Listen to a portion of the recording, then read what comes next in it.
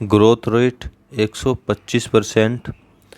जब से भाजपा सरकार आई है, डिफेंस सेक्टर के जितने भी स्टॉक है ताबड़तोड़ भाग रहे हैं, और ये एक ऐसा ही म्यूचुअल फंड है जिसमें डिफेंस सेक्टर को टारगेट किया गया है। जितने भी जो होल्डिंग रखी गई है वो डिफेंस सेक्टर की ही रखी गई है।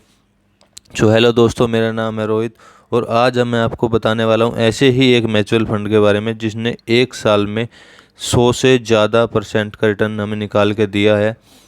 फंड का नाम है HDFC defend fund direct growth. और आज हम बात करने वाले हैं कि आप 50,000 रुपये लगा कर, 1 लाख रुपये लगा कर क्या 16 करोड़ तक का अमाउंट हम बना सकते हैं। आज हम इसी बारे में बात करने वाले हैं। तो सबसे पहले बात कर लेते हैं, अगर हम 50,000 रुपये या 1 लाख रुपये लगा के मंथ या फिर मंथली जो है 1,000 रुपये इन्वेस्ट करके क्या हम 16 करोड़ रुपए बना सकते हैं। तो सबसे पहले बात करते हैं, एक महीने में 23% का रिटर्न जो है ये म्यूचुअल फंड दे चुका है। 6 महीने में 58% का रिटर्न यहाँ से निकल के आया है और एक साल में 133% का, जो कि रिकॉर्ड है। एक साल में 133% का रिटर्न म्यूचुअल फंड से निकल के आना बहुत बड़ी बात है। और जब से ये शुरू हुआ है, ज़्यादा पुराना म्यूचुअल फंड नहीं है, अभी साल 1.5 साल से ही शुरू हुआ है, तो 127% का रिटर्न तब से कंटिन्यू देते आ रहा है। भरोसा करने वाली बात यह है कि जो भी स्टॉक इन्होंने चुने हुए हैं, जहां आपकी होल्डिंग है, वो उसमें मोस्टली स्टॉक जो है गवर्नमेंटेड है, सरकारी कंपनियां हैं, तो उन पर भरोसा आसानी से किया जा सकता है। सरकारी कंपनियों में ग्रोथ पहले थोड़ी कम होती थी, लेकिन अब के टाइम में सरकारी कंपनियां ही भाई घोड़े की तरह दौड़ रही है और उन्हीं सेक्टर में हमारे पैसे लगे हुए जहां ग्रोथ हमारी अच्छी बनेगी। इसी के बारे में आज कैलकुलेट करके देखते हैं। सबसे पहले बात करते हैं होल्डिंग की। होल्डिंग भाई किस किस कंपनी में है, ये आपके सामने लिस्ट है। हिंदुस्तान एरो में, Bharat Electronics, Astra Microwave, Premium, Solar Industry, BEML, MTAR Technology, client DLM, Larsen and टर्बो, इंटरग्लोब।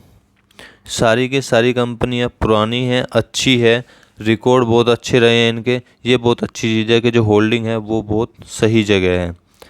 NAV 14 जून 2024 का मैं आपको बता रहा हूँ, 23 रुपये 42 पैसे है। अभी शायद जब आप ये वीडियो देख रहे हो थोड़ा ऊपर नीचे हो गया होगा।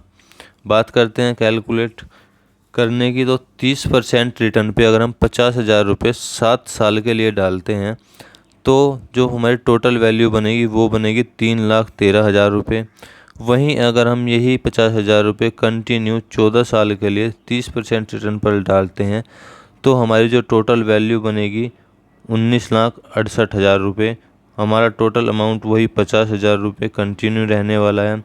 इसे ही अगर हम आगे कंटिन्यू करते हैं और 21 साल के लिए वही हमारे 50,000 रुपये रहेंगे, दोबारा नहीं डालना है। 30% का कंटिन्यू रिटर्न, 30% का रिटर्न इसलिए हम मान के चल रहे हैं क्योंकि जो इसने एक साल में रिटर्न दिए हैं और तब से शुरू हुआ रिटर्न दिए हैं, तो हम अंदाज़ा लगा सकते हैं कि भाई कम से कम 30% रिटर्न हमें यहाँ से मिल सकते हैं आने वाले टाइम में। तो 21 साल बाद जो आपकी टोटल वैल्यू बनती है वो बनती है 1,23,53,000 रुपये। वहीं अगर हम इसे 7 साल और कंटिन्यू करते हैं और हम इसकी जो है टाइम पीरियड 28 साल तक रखते हैं, तो 28 साल बाद जो हमारी टोटल वैल्यू बनेगी वो बनेगी 7,75,14,000 रुपये।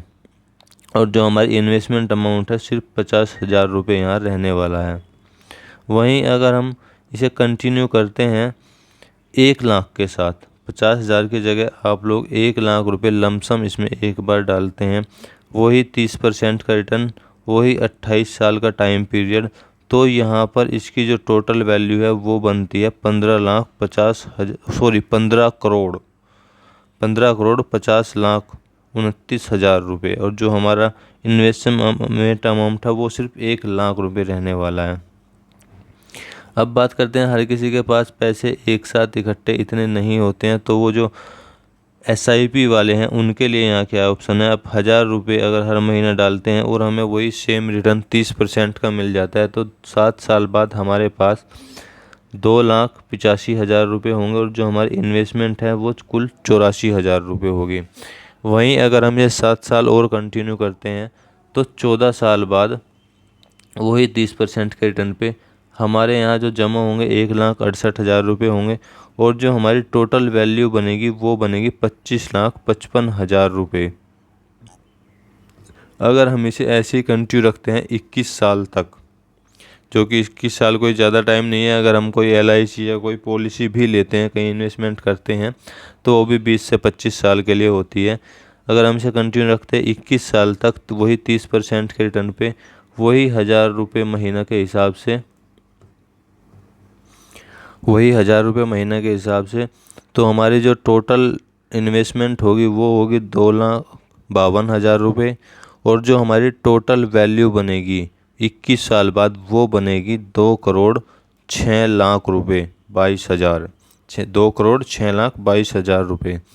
सपोज करो अगर आप इसे सिर्फ 7 साल और कंटिन्यू रखते हो 28 साल के लिए, तो जो हमारे टोटल अमाउंट यहाँ इन्वेस्टमेंट होगा वो होगा सिर्फ 3,36,000 रुपये और जो हमारी फाइनल वैल्यू बनेगी वो बनेगी 16,43,97,000 रुपये, जो कि एक बहुत बड़ा अमाउंट है। और 1,000 रुपये एक ऐसा अमाउंट है जो गरीब से गरीब कम से कम पैसे कमाने वाला भी जो है एडजस्ट कर सकता है। 1,000 रुपये कोई बड़ी बात नहीं है महीने के डालने, लेकिन जब आप अपने बच्चों का फ्यूचर देखते हैं या तो अपने आप ओल्ड एज में आने के बाद अपना फ्यूचर देखते हैं कि हम क्या करेंगे, कैसे होंगे, तो उन सब की अगर आपको टेंशन फ्री रहना है तो ऐसे किसी सेक्टर में आप पैसे लगा सकते हैं। रिस्क कम इसलिए है क्योंकि मोस्टली कंपनी गवर्नमेंटेड है, जहाँ पे आपका रिस्क कम हो जाता है। अब बात करते हैं फंड साइज क्या है। 3,232 करोड़ रुपए फंड साइज है। मिनिमम SIP आप इसमें 100 रुपये से कर सकते हैं और लमसम अगर आप एक बार पैसे डालना चाह रहे हैं तो इसमें 5,000 रुपये एक बार में डाल सकते हैं। एक्सपेंस रेशियो 74% है, जो कि आप लोगों को पता है कि ये एक फ़ंड को मैनेज करने का जो खर्चा होता है एक्सपेंस रेशियो वो होता है। अगर अभी भी आपने चैनल को सब्सक्राइब नहीं किया तो प्लीज़ चैनल सब्सक्राइब कर लीजिए। एग्जिट लोड चार्ज जो है 1% है, वो भी तब लगेगा अगर आप अपना पैसा 1 साल से पहले निकालते हो तो 1% एग्जिट चार्ज लगेगा। शॉर्ट टर्म कैपिटल गेन, अगर आप 1 साल से पहले पैसे को निकालते हो तो जो आपका पैसा यहाँ बनेगा, आपका जो आपने इन्वेस्ट किया है वो नहीं, जो आपका पैसा यहाँ रिफंड बनेगा उस पर 15% जो गवर्नमेंट टैक्स जाता है वो जाएगा। अगर आप अपने पैसे को लॉन्ग टर्म में रखते हो, लंबे टाइम के लिए रखते हो, तो सिर्फ आपको यहाँ 10% कैपिटल गेन पर देना होगा। जो आप यहाँ से पैसे कमाओगे उसका 10% जो है वो जाएगा गवर्नमेंट टैक्स को। सेक्टरल फंड है तो रिस्क वेरी हाई हो सकता है, क्योंकि सिर्फ ये एक सेक्टर के जो होल्डिंग है इसकी जो सिर्फ वो एक सेक्टर में है। Investment only for long term period, अगर आप इन्वेस्टमेंट करना चाहते हैं इसमें तो मेरी माने तो सिर्फ लॉन्ग टर्म के लिए करें, शॉर्ट टर्म के लिए इसमें इन्वेस्टमेंट ना करें। आई होप आपको अच्छे से समझ आया होगा। अगर वीडियो अच्छी लगी हो तो वीडियो को लाइक कर दे और प्लीज़ चैनल को सब्सक्राइब कर लीजिए ऐसी इन्फॉर्मेटिव वीडियो देखने के लिए।